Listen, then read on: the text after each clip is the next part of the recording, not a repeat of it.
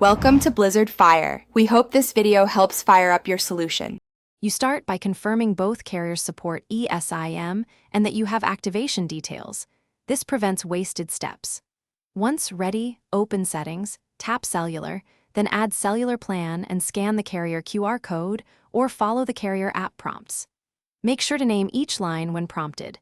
Labeling as primary or secondary helps you pick the right line later. This first action creates two distinct cellular profiles on your iPhone, so you can route calls and data predictably. Now assign how each line behaves. Go to Settings Cellular and set your default voice line and default cellular data line.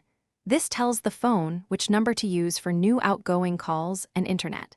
Then open Messages and FaceTime settings to pick which line those services use.